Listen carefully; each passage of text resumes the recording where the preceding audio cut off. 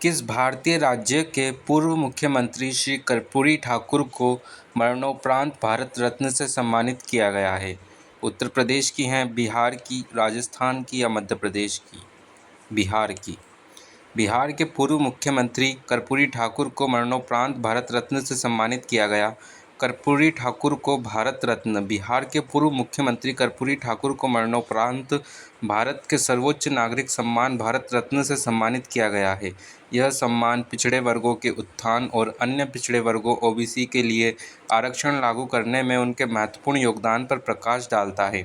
सामाजिक न्याय के चैंपियन कर्पूरी ठाकुर ने अनुसूचित जाति, अनुसूचित जनजाति और ओबीसी सहित हाशिए पर पड़े समुदायों के अधिकारों की सक्रिय रूप से वकालत की। उनकी राजनीतिक विचारधारा सामाजिक न्याय और समावेशी विकास के प्रति प्रतिबद्धता पर केंद्रित थी। ओबीसी के लिए आरक्षण 1977 से 1989 तक बिहार के मुख्यमंत्री के रूप में अपने कार्यकाल के दौरान कर्पूरी ठाकुर ने ओबीसी के लिए आरक्षण प्रदान करने में अग्रणी भूमिका निभाई। कार्यान्वयन मुंगेरी लाल आयोग की सिफारिशों पर आधारित था। राजनीतिक नेताओं के गुरु कर्पूरी ठाकुर ने लालू प्रसाद यादव और नीतीश कुमार जैसी प्रमुख राजनीतिक हस्तियों के गुरु के रूप में कार्य किया। उनका प्रभाव उनके कार्यकाल के बाद भी बढ़ा, जिसने बिहार में राजनीतिक परिदृश्य को आकार दिया। जन्म शताब्दी मान्यता। यह पुरस्कार कर्पूरी ठाकुर की जन्मशती के दौरान दिया जाता है, जिससे इस मान्यता को महत्व बढ़ जाता है। प्रधानमंत्री नरेंद्र मोदी ने हाशिए पर मौजूद लोगों के लिए एक चैंपियन और समानता और सशक्तिकरण के प्रतीक के रूप में ठाकुर के स्थायी प्रयासों पर जोर देते हुए प्रसन्नता व्यक्त की। जनवरी 2024 में 16वें वित्त आयोग के अध्यक्ष के रूप में किसे नियुक्त किया गया है? अमिताभ कांत को, राजीव कुमार को, अरविंद सुब्रमण्यम को या डॉक्टर अरविंद पनगड़िया को? तो डॉक्टर अरविंद पनगड़िया। केंद्र ने 16वें वित्त आयोग का गठन किया है, जिसके अध्यक्ष डॉक्टर अरविंद पनगड़िया हैं। इससे पहले डॉक्टर पंगड़िया ने नीति आयोग के उपाध्यक्ष के रूप में कार्य किया था और वर्तमान में कोलंबिया विश्वविद्यालय में प्रोफेसर हैं। अध्यक्ष के रूप में उनकी जिम्मेदारियों में महत्वपूर्ण मामलों पर सिफारिशें करना शामिल होगा, जैसे कि संघ और राज्यों के बीच शुद्ध कर आय का वितरण और राज्य की समेकित निधि को बढ़ाने के लिए आवश्यक कार्रवाई, ताकि उसकी पंचायतों और नगर पालिकाओं के संसाधनों की पूर्ति हो सके। वह संभवतः आपदा प्रबंधन पहल के वित्त पोषण के लिए मौजूदा व्यवस्था की भी समीक्षा करेंगे। डॉक्टर पंगड़िया के नेतृत्व में वित्त आयोग द्वारा 31 अक्टूबर 2025 तक अपनी रिपोर्ट पेश करने की उम्मीद है, जो 1 अप्रैल 2026 से शुरू होने वाले 5 वर्षों को कवर करेगी। वित्त आयोग एफसी भारतीय संविधान के अनुच्छेद 280 के तहत स्थापित संवैधानिक संस्थाएं हैं, जिन्हें केंद्र और राज्य सरकारों के बीच वित्तीय संसाधनों के वितरण पर सलाह देने का अधिकार है। एफसी की सिफारिशें 3 मुख्य पहलुओं को कवर करती है: केंद्रीय कर पूल में राज्यों की हिस्सेदारी, ऊर्ध्वाधर विचलन, राजकोषीय जरूरतों और प्रदर्शन क्षैतिज वितरण की प्रतिबिंबित करने वाले सूत्र के आधार पर राज्यों के बीच संसाधनों का आवंटन, और राज्यों के लिए सहायता अनुदान या जिन क्षेत्रों को सहायता की आवश्यकता होती है।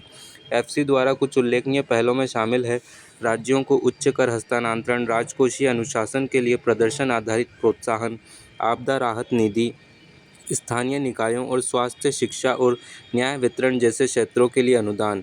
अनुशंसाएं प्रकृति में सलाहकारी होने के बावजूद उन्हें आमतौर पर केवल मामूली संसाधनों और विचलनों के साथ केंद्र सरकार द्वारा स्वीकार कर लिया जाता है।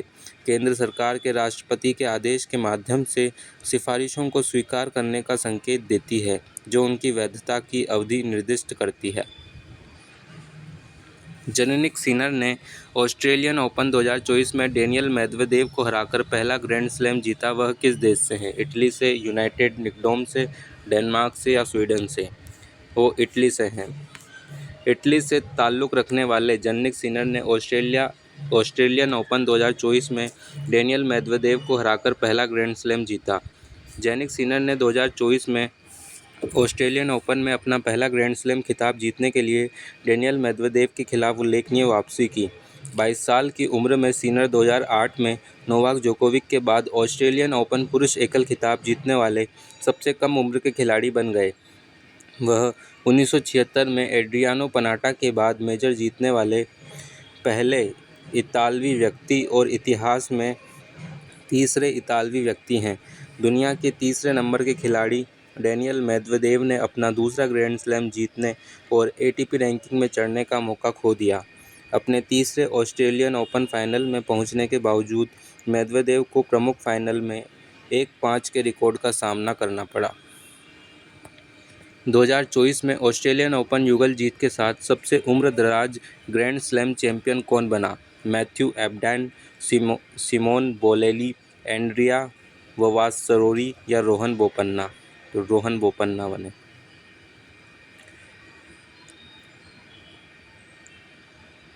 रोहन बोपन्ना ऑस्ट्रेलियन ओपन युगल के साथ सबसे उम्रदराज ग्रैंड स्लैम चैंपियन बन गए। रोहन बोपन्ना ने मैथ्यू एबडन के साथ 2024 में ऑस्ट्रेलियन ओपन पुरुष युगल खिताब जीता। इस जीत ने 43 साल के बोपन्ना को जूलियन रोजर के रिकॉर्ड को पीछे छोड़ते हुए ग्रैंड स्लैम जीतने वाले सबसे उम्रदराज खिलाड़ी बना दिया।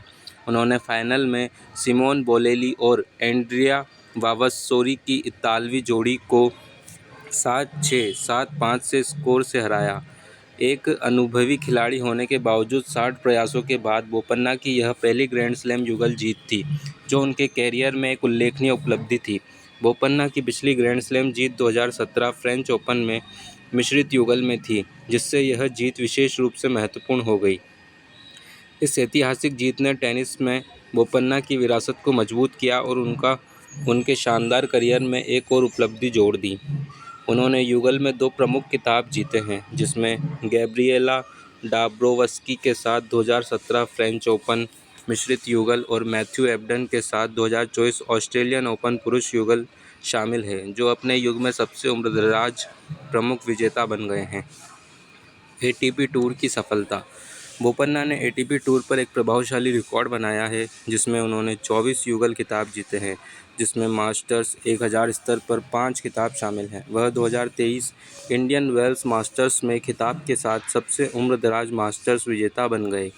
भारत का प्रतिनिधित्व। वह 2002 से भारतीय डेविस कप टीम के प्रमुख सदस्य रहे हैं और उन्होंने 2012 और 16 ओलंपिक खेलों में भारत का प्रतिनिधित्व किया है, जो अंतर्राष्ट्रीय मंच पर अपने देश का प्रतिनिधित्व करने की अपनी प्रतिबद्धता दर्शाता है। राहुल गांधी लोकसभा में विपक्ष के नेता बन गए हैं। भारत में विपक्षी दल के नेता के बारे में निम्नलिखित में से कौन सा कथन सही नहीं है? विपक्ष का मुख्य कार्य सरकार की नीतियों की आलोचना करना है। लोकसभा और राज्यसभा के विपक्ष के नेता को वैधानिक मान्यता नहीं दी गई। वे कैबिनेट मंत्री के समकक्ष वेतन भत्ते के पात्र होते हैं, या उपरोक्त सभी कथन सही है। लोकसभा और राज्यसभा कथन के विपक्ष के नेता को वैधानिक मान्यता नहीं दी गई। लोकसभा और राज्यसभा सदन की कुल सदस्य संख्या के 1/10वें भाग से कम सीटें न रखने वाले सबसे बड़े विपक्षी दल के नेता को उस सदन में विपक्ष के नेता के रूप में मान्यता दी जाती है। उन्हें वैधानिक मान्यता प्रदान की गई। विपक्ष की मुख्य भूमिका सरकार से सवाल पूछना और उसे जनता के प्रति जवाबदेह बनाना है। पाकिस्तानी सेना में अल्पसंख्यक समुदाय की पहली महिला ब्रिगेडियर का नाम बताइए। Salma Farooq, Helen Mary Roberts, Ayushi Sharma या Bhavna Pal? Helen Mary Roberts. Helen Mary Roberts Pakistan सेना में अल्पसंख्यक समुदाय की पहली महिला ब्रिगेडियर बनी। हेलन मैरी रॉबर्ट्स को चयन बोर्ड द्वारा ब्रिगेडियर के पद पर पदोन्नत किया गया। उनकी पदोन्नति पाकिस्तानी सेना में विविधता और समावेशन के लिए एक महत्वपूर्ण उपलब्धि है। यह पदोन्नति एक व्यापक चयन प्रक्रिया का हिस्सा थी, जिसमें कई अधिकारियों को ब्रिगेडियर और पूर्ण कर्नल के पद पर पदोन्नत किया गया था। यह उपलब्धि सेना में अल्पसंख्यक समुदायों की प्रतिभा को मान्यता और बढ़ावा देने में हुई प्रगति पर प्रकाश डालती है। उनकी पदोन्नति से पाकिस्तान की सेना में अल्पसंख्यक समुदायों की धारणा और भागीदारी पर सकारात्मक प्रभाव पड़ने की संभावना है। ब्रिगेडियर हेलन मैरी रॉबर्ट्स की भूमिका उन नीतियों और प्रथाओं को आकार देने में योगदान देगी जो सैन्य रैंकों के भीतर विविधता को और बढ़ाएगी। पाकिस्तान में अल्पसंख्यक हिंदू 2.14%, ईसाई 1.27% और अहमदिया मुसलमान 0.09%। अपनी कृति ऐश्वर्या राय के लिए 2024 का राष्ट्रमंडल लघु कथा पुरस्कार किसने जीता? ऑड्रे अजोले ने, जेनिफर नानसुबुगा ने, विक्रम मिस्री ने या संजना ठाकुर ने। मुंबई की 26 वर्षीय लेखिका संजना ठाकुर ने ऐश्वर्या राय नामक अपनी कृति के लिए 2024 का राष्ट्रमंडल लघु कथा पुरस्कार जीता। उनकी कहानी मुख्य पात्र अवनी की स्थानीय आश्रय गृह में संभावित माताओं के साथ बातचीत के माध्यम से गोद लेने और सामाजिक धारणाओं के विषय की पड़ताल करती है। यह कहानी मुंबई से प्रेरित है तथा ठाकुर के व्यक्तिगत अनुभवों और शहरी जीवन के अवलोकन को प्रतिबिंबित करती है। ठाकुर, जो वर्तमान में यूटी ऑस्टिन के नए राइटर्स प्रोजेक्ट में फिक्शन में MFA कर रही हैं, लेखन को मुंबई के बारे में अपनी भावनाओं को समेटने का एक तरीका बताती हैं, जो कि एक परिचित और अजनबी शहर है। निर्णायकों की अध्यक्ष युगांडा ब्रिटिश उपन्यासकार जेनिफर नानसबुगा ने ठाकुर की कथात्मक शैली की प्रशंसा की तथा आधुनिक शहरी अस्तित्व और सौंदर्य मानकों की आलोचना करने के लिए विडंबना, व्यंग्य और व्यंग्यपूर्ण हास्य के प्रयोग पर ध्यान दिया। ऐश्वर्या राय ठाकुर राष्ट्रमंडल लघु कथा पुरस्कार जीतने वाली तीसरी भारतीय हैं। उनसे पहले 2020 में कृतिका पांडे और 2016 में पाराशर कुलकर्णी को यह पुरस्कार मिला था। सुनील छेत्री ने अंतर्राष्ट्रीय फुटबॉल से संन्यास की घोषणा की। उन्हें भारतीय फुटबॉल टीम का कप्तान कब बनाया गया? 2012 में, 2013 में, 2007 में या 2015 में? 2012 में। भारतीय पुरुष फुटबॉल टीम के कप्तान सुनील छेत्री ने कुवैत के खिलाफ फीफा विश्व कप क्वालीफायर के बाद अंतर्राष्ट्रीय फुटबॉल से संन्यास की घोषणा की। छेत्री के संन्यास की सूचना एक्स पूर्व में ट्विटर पर पोस्ट किए गए एक वीडियो के माध्यम से दी गई, जिसमें 6 जून को कुवैत के खिलाफ मैच के महत्व पर जोर दिया गया। इस निर्णय से 19 वर्षों के शानदार करियर का अंत हो गया है, जिसके दौरान छेत्री भारतीय फुटबॉल के लिए एक महत्वपूर्ण व्यक्ति रहे हैं। छेत्री ने वीडियो में मिश्रित भावनाएं व्यक्त की तथा अपने पूरे करियर के दौरान अनुभव किए गए कर्तव्य, दबाव और खुशी की भावना पर प्रकाश डाला। 39 वर्षीय स्ट्राइकर ने 2005 में भारत के लिए अपना पहला मैच खेला और 2012 से कप्तान के रूप में कार्य किया तथा टीम को कई जीत दिलाई, जिसमें 2012 नेहरू कप और 4 SAFF चैंपियनशिप शामिल है। स्ट्राइकर अंतर्राष्ट्रीय फुटबॉल में सर्वाधिक गोल करने वालों की सूची में चौथे स्थान पर है। उसने 150 मैचों में 94 बार गोल किया है। उससे आगे केवल लियोनेल मेसी 106 गोल, अली डेई 108 गोल और क्रिस्टियानो रोनाल्डो 128 गोल हैं। छेत्री के संन्यास से भारतीय फुटबॉल के एक युग का अंत हुआ है तथा उन्होंने अपने पीछे खेल के प्रति नेतृत्व, कौशल और समर्पण की विरासत छोड़ी है। मोदी 3.0 कैबिनेट के संबंध में मंत्रियों का उनके संबंधित मंत्रालयों से मिलान कीजिए।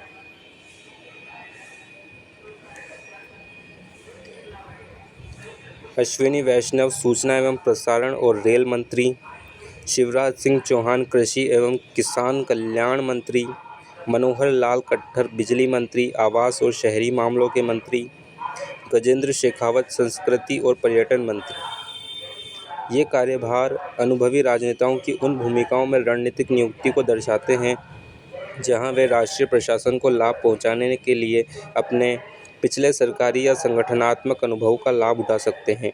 ये मंत्री मोदी के तीसरे कार्यकाल के उद्देश्यों को सुदृढ़ करने की व्यापक रणनीति का हिस्सा हैं, जिसमें विकास, बुनियादी ढांचे और सांस्कृतिक एकीकरण पर ध्यान केंद्रित किया जाएगा।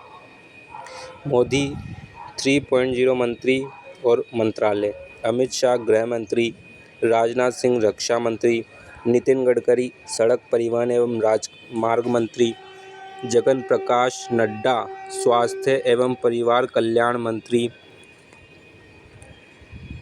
शिवराज सिंह चौहान रसायन एवं उर्वरक मंत्री, कृषि एवं किसान कल्याण मंत्री, ग्रामीण विकास मंत्री, निर्मला सीतारमण वित्त मंत्री, कॉरपोरेट कार्य के मंत्री, S जयशंकर विदेश मंत्री, विद्युत मंत्री, मनोहर लाल खट्टर आवासन एवं शहरी मामलों के मंत्री, HD कुमारस्वामी इस्पात मंत्री, भारी उद्योग मंत्री, पीयूष गोयल वाणिज्य एवं उद्योग मंत्री, धर्मेंद्र प्रधान शिक्षा मंत्री, जीतन राम मांझी सूक्ष्म लघु एवं मध्यम उद्यम मंत्री पंचायती राज मंत्री, राजीव रंजन सिंह पंचायती राज मंत्री मत्स्य पालन पशुपालन और डेयरी मंत्री, सर्बानंद सोनोवाल पत्तन पोत परिवहन और जलमार्ग मंत्री, वीरेंद्र कुमार सामाजिक न्याय एवं अधिकारिता मंत्री, राम मोहन नायडू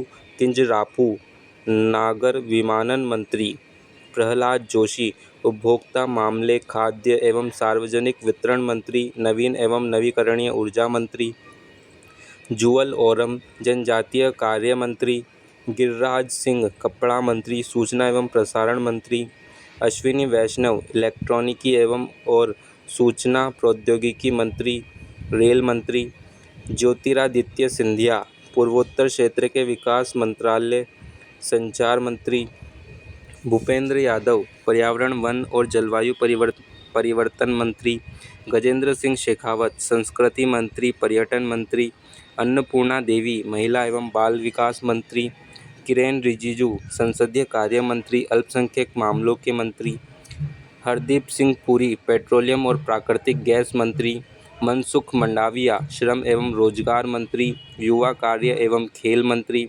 जी किशन रेड्डी कोयला मंत्री खान मंत्री, चिराग पासवान CR पाटिल खाद्य प्रसंस्करण उद्योग मंत्री, CR पाटिल जल शक्ति मंत्री, सांख्यिकी एवं कार्यक्रम कार्यान्वयन मंत्रालय के राज्य मंत्री स्वतंत्र प्रभार, राव इंद्रजीत सिंह राज्य मंत्री, सांख्यिकी एवं कार्यक्रम कार्यान्वयन मंत्रालय के राज्य मंत्री, योजना मंत्रालय के राज्य मंत्री स्वतंत्र प्रभार, संस्कृति मंत्रालय में राज्य मंत्री, विज्ञान एवं प्रौद्योगिकी मंत्रालय के राज्य मंत्री का स्वतंत्र प्रभार, पृथ्वी विज्ञान मंत्रालय के राज्य मंत्री का स्वतंत्र प्रभार, जितेंद्र सिंह प्रधानमंत्री कार्यालय में राज्य मंत्री, कार्मिक लोक शिकायत और पेंशन मंत्रालय में राज्य मंत्री, परमाणु ऊर्जा विभाग में राज्य मंत्री, अंतरिक्ष विभाग में राज्य मंत्री, अर्जुन राम मेघवाल विधि एवं न्याय मंत्रालय के राज्य मंत्री का स्वतंत्र प्रभार, संसदीय कार्य मंत्रालय में राज्य मंत्री, प्रताप राव जाधव आयुष मंत्रालय के राज्य मंत्री का स्वतंत्र प्रभार, स्वास्थ्य एवं परिवार कल्याण मंत्रालय में राज्य मंत्री, जयंत चौधरी राज्य मंत्री, कौशल विकास एवं उद्यमिता मंत्रालय के राज्य मंत्री का स्वतंत्र प्रभार, शिक्षा मंत्रालय में राज्य मंत्री, जितेंद्र प्रसाद राज्य मंत्री, वाणिज्य एवं उद्योग मंत्रालय में राज्य मंत्री, इलेक्ट्रॉनिक्स और सूचना प्रौद्योगिकी मंत्रालय में राज्य मंत्री, श्रीपद नाइक विद्युत मंत्रालय में राज्य मंत्री, नवीन एवं नवीकरणीय ऊर्जा मंत्रालय में राज्य मंत्री, पंकज चौधरी वित्त मंत्रालय में राज्य मंत्री, कृष्ण पाल गुर्जर सहकारिता मंत्रालय में राज्य मंत्री, रामदास अठावले अधिकारिता मंत्रालय में राज्य मंत्री, रामनाथ ठाकुर कृषि एवं किसान कल्याण मंत्रालय में राज्य मंत्री, नित्यानंद राय गृह मंत्रालय में राज्य मंत्री, स्वास्थ्य एवं परिवार कल्याण मंत्रालय में राज्य मंत्री, अनुप्रिया पटेल रसायन एवं उर्वरक मंत्रालय में राज्य मंत्री, वी सोमन्ना जल शक्ति मंत्रालय में राज्य मंत्री, रेल मंत्रालय में राज्य मंत्री, ग्रामीण विकास मंत्रालय में राज्य मंत्री, चंद्रशेखर पेम्मासानी संचार मंत्रालय में राज्य मंत्री, मत्स्य पालन पशुपालन और डेयरी मंत्रालय में राज्य मंत्री, SP सिंह बघेल पंचायती राज मंत्रालय में राज्य मंत्री, शोभा करंदलाजे सूक्ष्म लघु और मध्यम उद्यम मंत्रालय में राज्य मंत्री, श्रम एवं रोजगार मंत्रालय में राज्य मंत्री, कीर्तिवर्धन सिंह पर्यावरण वन और जलवायु परिवर्तन मंत्रालय में राज्य मंत्री, विदेश मंत्रालय में राज्य मंत्री, BL वर्मा उपभोक्ता मामले खाद्य एवं सार्वजनिक वितरण मंत्रालय में राज्य मंत्री, सामाजिक न्याय एवं अधिकारिता मंत्रालय में राज्य मंत्री, शांतन ठाकुर पत्तन पोत परिवहन और जलमार्ग मंत्रालय में राज्य मंत्री, सुरेश गोपी पेट्रोलियम और प्राकृतिक गैस मंत्रालय में राज्य मंत्री, पर्यटन मंत्रालय में राज्य मंत्री, L मुरुगन सूचना एवं प्रसारण मंत्रालय में राज्य मंत्री, संसदीय कार्य मंत्रालय में राज्य मंत्री, अजय टमटा सड़क परिवहन और राजमार्ग मंत्रालय में राज्य मंत्री, बंदी संजय कुमार गृह मंत्रालय में राज्य मंत्री, कमलेश पासवान ग्रामीण विकास मंत्रालय में राज्य मंत्री, भागीरथ चौधरी कृषि एवं किसान कल्याण मंत्रालय में राज्य मंत्री, सतीश चंद्र दुबे कोयला मंत्रालय में राज्य मंत्री, खान मंत्रालय में राज्य मंत्री, संजय सेठ रक्षा मंत्रालय में राज्य मंत्री, रवनीत सिंह बिट्टू खाद्य प्रसंस्करण उद्योग मंत्रालय में राज्य मंत्री, रेल मंत्रालय में राज्य मंत्री, दुर्गादास उइके जनजातीय कार्य मंत्रालय में राज्य मंत्री, रक्षा खड़से युवा कार्य एवं खेल मंत्रालय में राज्य मंत्री, सुकांत मजूमदार शिक्षा मंत्रालय में राज्य मंत्री, पूर्वोत्तर क्षेत्र विकास मंत्रालय में राज्य मंत्री, सावित्री ठाकुर महिला एवं बाल विकास मंत्रालय में राज्य मंत्री, तोकन साहू आवासन एवं शहरी कार्य मंत्रालय में राज्य मंत्री, राजभूषण चौधरी जल शक्ति मंत्रालय में राज्य मंत्री, भुआती राजू भारी उद्योग मंत्रालय में राज्य मंत्री, श्रीनिवास वर्मा इस्पात मंत्रालय में राज्य मंत्री, हर्ष मल्होत्रा इस्पात मंत्रालय में राज्य मंत्री, कॉरपोरेट कार्य मंत्रालय में राज्य मंत्री, सड़क परिवहन एवं राजमार्ग मंत्रालय में राज्य मंत्री, नीबूबेन बांभणिया उपभोक्ता मामले खाद्य एवं सार्वजनिक वितरण मंत्रालय में राज्य मंत्री, मुरलीधर मोहोल सहकारिता मंत्रालय में राज्य मंत्री, नागर विमानन मंत्रालय में राज्य मंत्री, जॉर्ज कुरियन अल्पसंख्यक मामलों के मंत्रालय में राज्य मंत्री, मत्स्य पालन पशुपालन और डेयरी मंत्रालय में राज्य मंत्री, पाबित्रा मार्गेरिटा विदेश मंत्रालय में राज्य मंत्री, कपड़ा मंत्रालय में राज्य मंत्री। अल्टीमेट फाइटिंग चैंपियनशिप UFC में मुकाबला जीतने वाले पहले भारतीय कौन हैं? अंशुल जुबली, भरत कंडारे, अर्जुन सिंह भुल्लर या पूजा तोमर। पूजा तोमर ने अल्टीमेट फाइटिंग चैंपियनशिप UFC में जीत हासिल करने वाली पहली भारतीय मिश्रित मार्शल आर्ट फाइटर के रूप में इतिहास रच दिया है, जो भारतीय MMA के लिए एक महत्वपूर्ण मील का पत्थर है। यह जीत UFC लुइसविले में हुई, जहां टॉमर ने स्ट्रॉवेट डिवीज़न में ब्राज़ील के रेयान डास सैंटोस के खिलाफ विभाजित निर्णय से जीत हासिल की। उत्तर प्रदेश के मुजफ्फरनगर के बुधाना गांव में जन्मी पूजा तोमर 5 बार की राष्ट्रीय वुशु चैंपियन हैं, जिनकी कराटे और ताइक्वांडो में भी गहरी रुचि है। यह जीत न केवल तोमर के लिए एक व्यक्तित्व उपलब्धि है, बल्कि वैश्विक मंच पर भारतीय सेनानियों के लिए एक महत्वपूर्ण क्षण का प्रतिनिधित्व करती है, जो अंतर्राष्ट्रीय MMA में अपनी प्रतिस्पर्धात्मकता और कौशल का प्रदर्शन कर रहे हैं। तोमर की इस उपलब्धि तक की यात्रा में चुनौतीपूर्ण मार्ग शामिल था, जिसने उनकी जीत को और भी सराहनीय बना दिया। विभिन्न मार्शल आर्ट विषयों में उनके समर्पण और प्रशिक्षण ने उनकी सफलता में योगदान दिया। तोमर की जीत उभरते भारतीय सेनानियों के लिए प्रेरणादायी है, क्योंकि इससे यह साबित होता है कि वे वैश्विक MMA के उच्चतम स्तर पर प्रतिस्पर्धा कर सकते हैं और सफल हो सकते हैं। UFC जीत के अलावा तोमर राष्ट्रीय प्रतियोगिताओं में भी सफल रही हैं, जो खेल में उनकी कुशलता को दर्शाता है। उनकी कहानी विशेष रूप से खेलों में भारतीय महिलाओं के लिए प्रेरणादायी है, जो दर्शाती हैं कि दृढ़ संकल्प और कड़ी मेहनत से महत्वपूर्ण बाधाओं को पार किया जा सकता है। तोमर ने खेल में सुधार करने और प्रतिस्पर्धा जारी रखने की प्रतिबद्धता व्यक्त की, जिससे खेल में उनकी भविष्य की आकांक्षाओं का संकेत मिलता है। उड़ीसा के नए मुख्यमंत्री कौन हैं? मोहन चरण मांझी, अच्युत सामंत, नवीन पटनायक या जानकी वल्लभ पटनायक? मोहन चरण मांझी उड़ीसा के नए मुख्यमंत्री बन गए हैं। यह निर्णय उड़ीसा में नवनिर्वाचित भाजपा विधायकों की बैठक के बाद लिया गया, जहां मांझी को भाजपा विधायक दल का नेता चुना गया। मांझी के मुख्यमंत्री चुने जाने की घोषणा भारत के रक्षा मंत्री राजनाथ सिंह ने की, जो विधायकों की बैठक के दौरान केंद्रीय पर्यवेक्षकों में से एक के रूप में उपस्थित थे। यह एक महत्वपूर्ण राजनीतिक घटनाक्रम है, क्योंकि यह उड़ीसा में पहली भाजपा सरकार होगी जो राज्य के भीतर राजनीतिक गतिशीलता में बदलाव को प्रदर्शित करेगी। भाजपा ने हाल ही में हुए विधानसभा चुनावों में 147 सीटों में से 78 सीटें जीतकर बहुमत हासिल किया, जिससे मोहन चरण मांझी के नेतृत्व का मार्ग प्रशस्त हुआ। बीजू जनता दल के प्रमुख नवीन पटनायक ने राज्य चुनावों में भारी हार के बाद राज्य के मुख्यमंत्री के रूप में अपना 24 साल का कार्यकाल समाप्त कर दिया। ओडिशा विधानसभा में भाजपा ने 147 में से 78 सीटें जीती। ओडिशा की राजधानी भुवनेश्वर। आंध्र प्रदेश के मुख्यमंत्री के रूप में किसने शपथ ली? जून 2024 तक। पवन कल्याण, दग्गुबाती पुरंदेश्वरी, एमएस अब्दुल नाज़िर या नारा चंद्रबाबू नायडू? नारा चंद्रबाबू नायडू। तेलुगु देशम पार्टी भारतीय जनता पार्टी जनसेना गठबंधन के नेता नारा चंद्रबाबू नायडू ने आंध्र प्रदेश के मुख्यमंत्री के रूप में शपथ ली।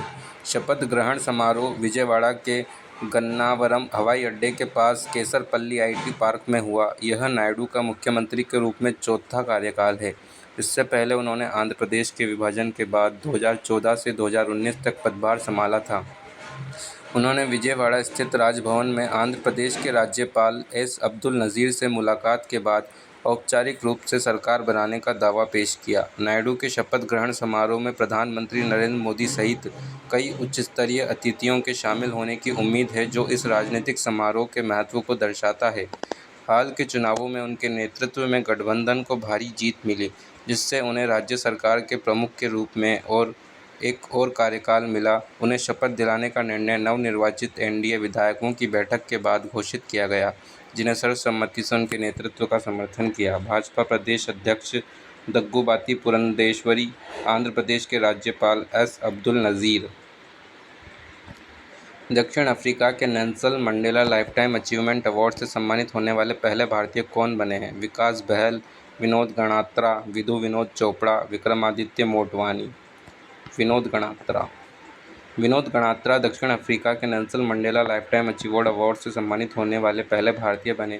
विनोद गणात्रा दक्षिण अफ्रीका के Nelson Mandela lifetime achievement award से सम्मानित होने वाले पहले भारतीय हैं। बच्चों के लिए फिल्मों में उनके योगदान के लिए उन्हें 7वें नेल्सन मंडेला बाल फिल्म महोत्सव में सम्मानित किया गया। गणात्रा को 36 राष्ट्रीय और अंतर्राष्ट्रीय पुरस्कार प्राप्त हुए हैं, जिनमें बच्चों के कार्यक्रम बैंगन राजा के लिए मिला जानकीनाथ गौड़ पुरस्कार भी शामिल हैं। वह अपनी फिल्मों हेड़ा होड़ा, अंधा ऊँट और हारून अरुण के लिए प्रसिद्ध हैं, जिन्हें अंतर्राष्ट्रीय स्तर पर पहचान मिली है। विकास बहल एक भारतीय फिल्म निर्माता, पटकथा, लेखक और निर्देशक जो क्वीन और सुपर 30 जैसी फिल्मों के लिए जाने जाते हैं। विधु विनोद चोपड़ा एक भारतीय फिल्म निर्देशक, निर्माता और पटकथा लेखक जो 3 इडियट्स और पीके जैसी फिल्मों के लिए जाने जाते हैं। विक्रमादित्य मोटवानी एक भारतीय फिल्म निर्देशक, निर्माता और पटकथा लेखक जो उड़ान और लुटेरा जैसी फिल्मों के लिए जाने जाते हैं।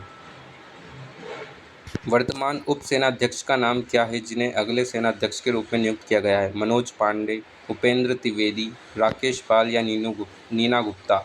उपेंद्र द्विवेदी। लेफ्टिनेंट जनरल उपेंद्र द्विवेदी को 30 जून 2024 से अगले सेनाध्यक्ष के रूप में नियुक्त किया गया है। वे मनोज पांडे का स्थान लेंगे। वर्तमान में उप सेनाध्यक्ष के रूप में कार्यरत लेफ्टिनेंट जनरल द्विवेदी के विशिष्ट करियर में विभिन्न पदों पर कार्य करना शामिल है, जैसे कि रेजिमेंट 18 जम्मू और कश्मीर राइफल्स की कमान, ब्रिगेड 26 सेक्टर असम राइफल्स पूर्व के डीआईजी और 9 कोर। उन्हें परम विशिष्ट सेवा पदक पीवीएसएम, अति विशिष्ट सेवा पदक एवीएसएम से सम्मानित किया गया है तथा 3 जीओसी इनसी प्रशस्ति पत्र प्राप्त हुए हैं। लेफ्टिनेंट जनरल द्विवेदी को 15 दिसंबर 1984 को भारतीय सेना की इन्फेंट्री जम्मू और कश्मीर राइफल्स में नियुक्त किया गया था और उनका करियर लगभग 4 दशकों का है, जिसके दौरान उन्होंने विभिन्न कमान, स्टाफ, इंस्ट्रक्शन और विदेशी नियुक्तियों में काम किया है। वह सैनिक school Rewa, national defence college, US army war college के पूर्व छात्र हैं और उन्होंने डीएसएससी वेलिंगटन और आर्मी वार कॉलेज महू से कोर्स किया है। उनके पास डिफेंस एंड मैनेजमेंट स्टडीज़ में एम.फिल और स्ट्रेटेजिक स्टडीज़ और मिलिट्री साइंस में 2 मास्टर डिग्री हैं। उप सेनाध्यक्ष के रूप में लेफ्टिनेंट जनरल द्विवेदी के कार्यकाल में 2022-2024 तक महानिदेशक इन्फेंट्री और general officer commanding in chief मुख्यालय, उत्तरी कमान जैसी महत्वपूर्ण नियुक्तियां शामिल हैं। राज्यसभा में सदन का नया नेता किसे नियुक्त किया गया है? जून 2024 तक। मल्लिकार्जुन खड़गे, जगत प्रकाश नड्डा, पीयूष गोयल या रमेश पोखरियाल? जगत प्रकाश नड्डा को। भाजपा अध्यक्ष एवं केंद्रीय मंत्री जगत प्रकाश नड्डा को राज्यसभा में सदन का नया नेता नियुक्त किया गया है। जगत प्रकाश नड्डा ने केंद्रीय मंत्री पीयूष गोयल से यह पदभार संभाला। जगत प्रकाश नड्डा ने केंद्रीय मंत्री पीयूष गोयल से यह पदभार संभाला। नड्डा राज्यसभा के 11 अन्य सदस्यों के साथ शामिल हो गए, जो वर्तमान में केंद्रीय मंत्रिपरिषद परिषद में सेवारत हैं। यह नियुक्ति 24 जून को 18वीं लोकसभा के प्रथम सत्र के प्रारंभ होने के उपलक्ष्य में की गई है। राज्यसभा में सदन के नेता के रूप में नड्डा की नियुक्ति उच्च सदन में एक महत्वपूर्ण घटनाक्रम है। जगत प्रकाश नड्डा भाजपा अध्यक्ष एवं केंद्रीय मंत्री, कांग्रेस अध्यक्ष मल्लिकार्जुन खड़गे राज्यसभा में विपक्ष के नेता बने रहेंगे।